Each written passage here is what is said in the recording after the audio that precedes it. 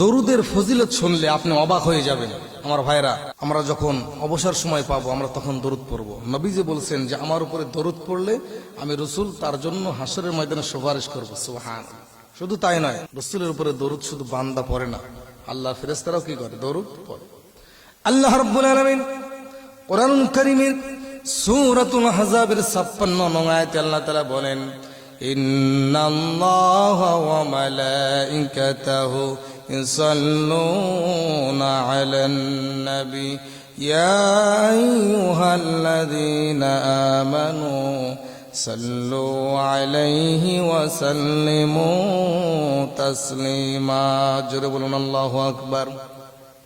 আল্লাহ রাব্বুল আলামিন দুনিয়ার মানুষদেরকে লক্ষ্য করে বলেন, এ আমার বান্দাগণ, আমি আমার রসুলকে এত মোহাব্বত করি, আমি আমার রসুলকে এত ভালোবাসি, যে রসুলের উপরে একবার দরুদ পড়লে আমি আল্লাহ তার জন্য 10টি রহমত নাজিল করে দে।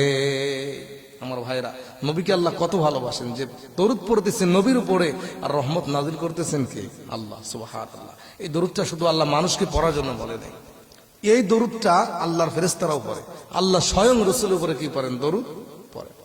আমার ভাইরা, এই জন্য নবী জীবন সাহাবীরা, আল্লাহ ওই ব্যক্তিকে লানত করেছেন যে ব্যক্তি আমার নাম শোনার পরে দরুদ পড়বে না। যে ব্যক্তি আমার নাম শোনার পরে দরুদ পড়বে না, আল্লাহ ওই ব্যক্তির উপরে লানত করেছেন।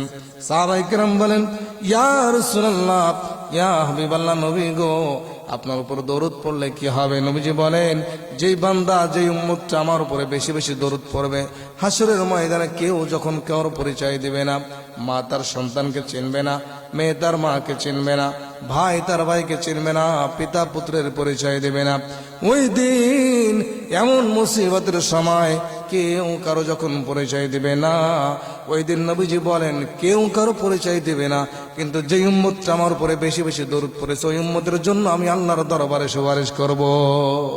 আমার ভাইরা, নবী যদি উম্মতের জন্য সুপারিশ করে, আল্লাহ রাখবে কি রাখবে না? অবশ্যই রাখবে। কেন? আসমানের নিচে জমিন উপরে আমার আল্লাহ তাআলা সব থেকে তার হাবিব বন্ধুকে বেশি ভালোবাসেন। সুবহানাল্লাহ। এই দরুদের অনেক ফজিলত, এক একটা হাদিসের মধ্যে এক একটা দরুদের এক এক রকম ফজিলত বর্ণনা করা হয়েছে। আমার ভাইরা, আপনারা, দুনিয়াতে একজন বড় ডাক্তার আছে যার নাম হলো ডক্টর ইবনে সিনা রাহমাতুল্লাহ আলাইহি। ডাক্তারের নাম কি? ইবনে সিনা। ইবনে সিনা চেনে না এমন কোন মানুষ দুনিয়াতে নাই। আমরা অনেকেই ইবনে সিনার ওষুধ আমরা খাই কি খাই না? ইবনে সিনার কোম্পানি সবথেকে ভালো কোম্পানি। ইবনে সিনা রহমাতুল্লাহ আলাই, উনি কিন্তু 7 বছর বয়সে কোরআনের হাফেজ হয়েছিলেন। কি হয়েছিলেন? 7 বছর বয়সে কোরআনের হাফেজ হয়েছিলেন। উনি রোগী দেখতেন কিভাবে জানেন? বর্তমান তো আমাদের ডাক্তার সমাজ যারা আছে, ডাক্তার সাহেবরা যারা আছে, এরা দেখা যাচ্ছে বিভিন্ন মেশিন কল কবজা দিয়ে মানুষের রোগ নির্ণয় করে। আর উনি কিভাবে রোগ নির্ণয় করতেন? ইরাকের জমিনে ঘুমান্ত ডক্টর ইবনে সিনা মানুষের রোগ পরীক্ষা করতেন কিভাবে জানেন? জানলে অবাক হয়ে যাবে। আমার ভাইয়েরা, ওই ডক্টর ইবনে সিনা রহমাতুল্লাহ আলাইহি খ্রিস্টানদের সাথে কাজ করত, খ্রিস্টানদের সঙ্গে কাজ করত, দীর্ঘদিন যাবত তাদের সংস্পর্শ থেকে তাদের সঙ্গে একসঙ্গে কাজকর্ম করত। ওই ইবনে সিনা রহমাতুল্লাহ আলাইহি মানুষ যখন অসুস্থ শরীর নিয়ে তার কাছে আসতো, দুনিয়ার কোনো মেশিন দিয়ে, দুনিয়ার কোনো কলকবজা দিয়ে রোগ নির্ণয় করতো না, দুনিয়ার কোনো জিনিস দিয়ে তার রোগ দেখতো না। ওই ব্যক্তিটা পর্দার আড়ালে রেখে মানুষকে, মহিলাদের যারা মা বোন যারা, তাদেরকে পর্দার আড়ালে রেখে হাতে সুতা বেঁধে দিত। মা বোনদেরকে, পুরুষদেরকে দেখতো সরাসরি সামনে থেকে হাতে হাত দিয়ে রোগটা নির্ণয় করে ফেলতো যে তোমার এই রোগ। সুবহানাল্লাহ। আল্লাহ কত আধ্যাত্মিক শক্তি তাকে দান করেছে। পুরুষদেরকে কি করতেন? হাত দেখেই, হাতে স্পর্শ করেই বুঝতে পারতেন তোমার এই সমস্যা। সুবহানাল্লাহ। আর মহিলাদেরকে কি করতেন?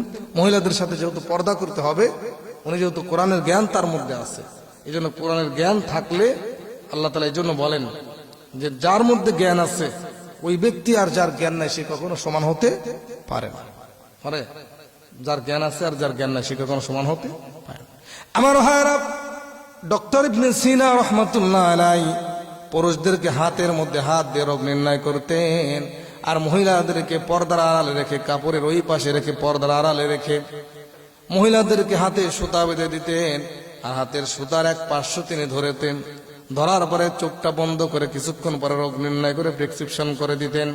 আমার ভাইয়েরা, একদিন নয়, 2 দিন নয়, দীর্ঘদিন যাবৎ যখন এইভাবে তিনি রোগ নির্ণয় করতেন, ইরাকের জমিনের কিছু খ্রিস্টান ছিল, ওই খ্রিস্টানরা আশ্চর্য হয়ে গেল, কি ব্যাপার, আমরা রোগ নির্ণয় করতে অনেক সময় বিভিন্ন মেশিনের মাধ্যমে রোগ পরীক্ষা করি, এরপরেও আমরা রোগ নির্ণয় করতে পারি না।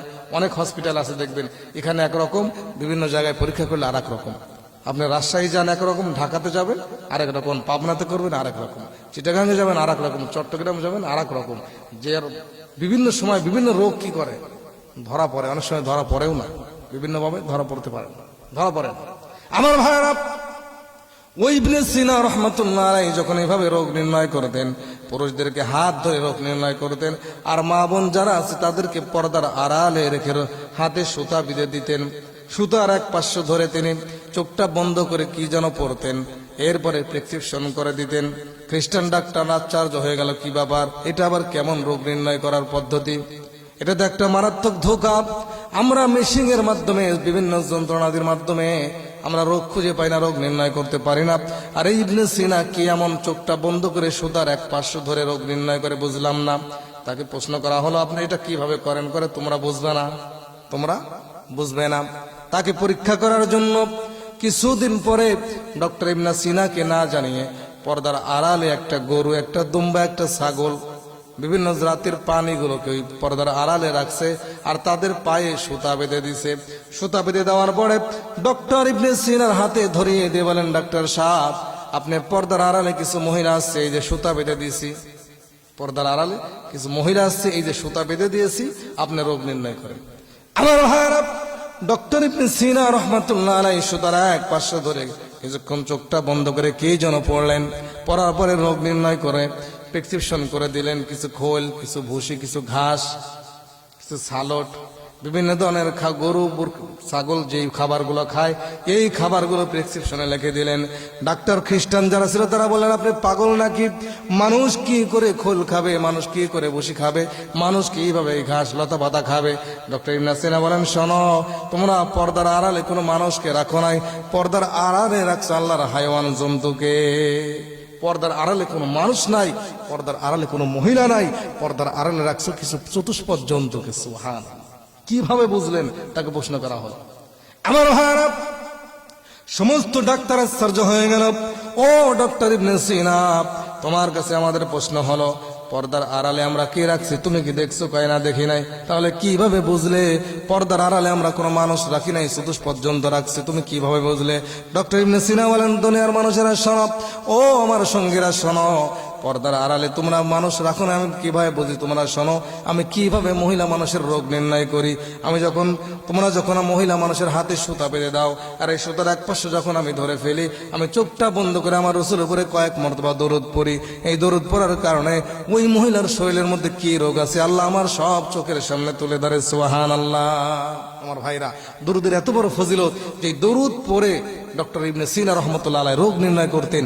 পুরুষের হাত ধরে চোখ বন্ধ করে কয়েকবার দরুদ পড়তেন, আর মহিলাদেরকে পর্দার আড়ালে রেখে হাতে সুতা বেঁধে দিত, আর সুতার এক পার্শ্ব ধরে কয়েকবার চোখ বন্ধ করে তিনি রোগ নির্ণয় করতেন। সুবহানাল্লাহ। এই জন্য দরুদের আমল যারা করবে, আল্লাহ অজানা জ্ঞান তাদেরকে দান করবে। এজন্য সুফিয়ানে কিরাম থেকে শুরু করে মুহাদ্দিসিনে কিরাম, উলামায়ে কিরাম, বড় বড় উলামায়ে কিরাম, নবী করিম সাল্লাল্লাহু আলাইহি সাল্লামের হাদিস অনুযায়ী যে ব্যক্তি রাসূলের উপরে দরুদ পড়বে, আল্লাহ তাকে অজানা জ্ঞান দান করবে। এজন্য আমাদের উস্তাদ মণ্ডলী যারা, আমরা যখন ছাত্র জীবনে পরীক্ষার হলে যাইতাম, হুজুরা বলতো যে এমন একটা প্রশ্ন যেটা তুমি পড়ে গেছো কিন্তু মনে আসতেছে না, এটা যদি তুমি ভুলে যাও, এটা যদি অ্যান্সার করতে চাও, তাহলে কলমটা কানের উপরে রেখে কয়েকবার দরুদ পড়ো।